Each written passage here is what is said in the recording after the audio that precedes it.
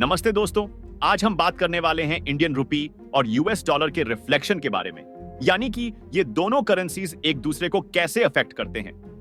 ये एक बहुत ही इंटरेस्टिंग और इंपॉर्टेंट टॉपिक है क्योंकि इसका सीधा असर हमारी इकोनॉमी और रोजमर्रा की जिंदगी पर पड़ता है। तो चलिए शुरू करते हैं।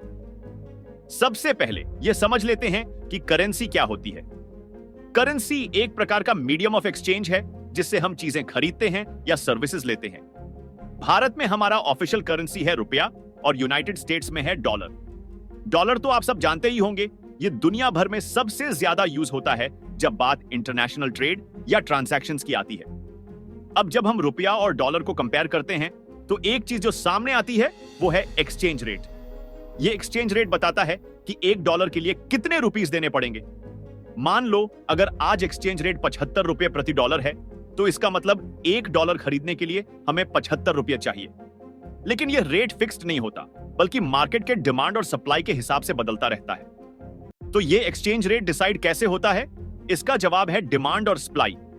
अगर भारत में डॉलर की डिमांड ज्यादा है, जैसे कि हम बहुत सारी चीजें इंपोर्ट कर रहे हैं, तो हमें डॉलर ज्यादा खरीदने पड़ेंगे और इससे रुपए की वैल्यू डॉलर के अगेंस्ट कम हो जाएगी।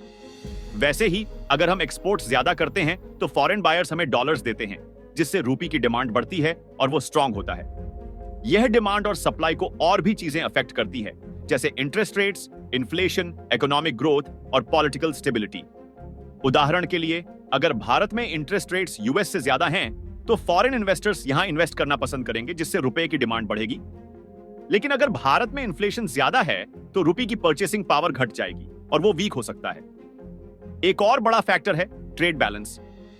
अगर हमारा ट्रेड डेफिसिट है, मतलब इंपोर्ट्स एक्सपोर्ट से ज्यादा हैं, तो हमें नेट डॉलर्स खरीदने पड़ेंगे, जिससे रुपए पर प्रेशर बढ़ता है।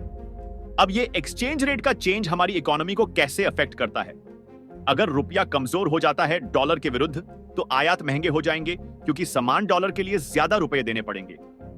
यह ऑयल, इलेक्ट्रॉनिक्स जैसे इंपोर्टेड गुड्स पर डिपेंड करने वाली इंडस्ट्रीज के लिए प्रॉब्लम हो सकता है और इन्फ्लेशन भी बढ़ सकता है।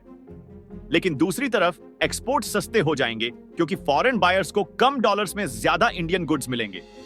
तो टेक्सटाइल, आईटी या फार्मा जैसे एक्सपोर्टर्स के लिए यह अच्छा हो सकता है।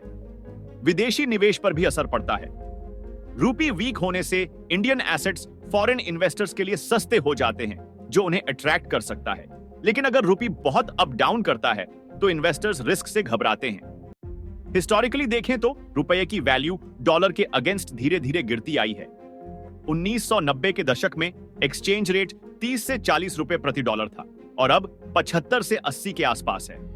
इसका रीजन है भारत में हायर इन्फ्लेशन, ट्रेड डेफिसिट्स और ऐसे ही कुछ फैक्टर्स।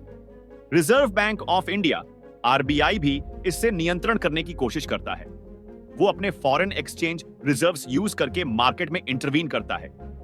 जैसे अगर रुपया बहुत गिर रहा है तो आरबीआई डॉलर बेचकर रुपये खरीद सकता है, जिससे रुपये की वैल्यू स्टेबल रहे। हाल ही में कोविड-19 महामारी ने भी इस पर असर डाला है। ग्लोबल अनसर्टेनिटी की वजह से इन्वेस्टर्स डॉलर जैसे सेफ करेंसीज की तरफ जा रहे हैं, जिससे रुपया वीक हुआ है। एक बात और, डॉलर दुनिया का प्राइमरी रिजर्व करेंसी है। बहुत सारे कंट्रीज अपने रिजर्व्स में डॉलर्स रखते हैं, इसीलिए यूएस की मॉनेटरी पॉलिसी जैसे फेडरल रिजर्व के इंटरेस्ट रेट चेंजेस का असर रुपये पर भी पड़ता है। ये सब हमारे डेली लाइफ को भी टच करता है। अगर आपके रिलेटिव्स अब्रॉड से रेमिटेंसेस भेजते हैं तो वीक रुपी उनके लिए फायदेमंद है क्योंकि उन्हें ज्यादा रुपीस मिलेंगे।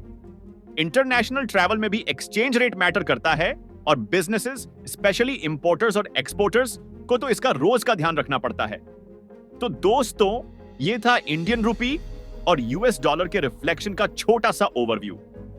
बहुत सारे फैक्टर्स इन करेंसीज को इन्फ्लुएंस करते हैं और ये हर वक्त चेंज होता रहता है। फ्यूचर में क्या होगा ये कहना मुश्किल है, लेकिन इकोनॉमिक इंडिकेटर्स और ग्लोबल इवेंट्स पर नजर रखना जरूरी है। आपको क्या लगता है, रुपया आगे कैसा परफॉर्म करेगा? कमेंट सेक्शन में अपने थॉट्स जरूर शेयर करना। अगर वीडियो पसंद आया तो लाइक, शेयर और सब्सक्राइब कर देना।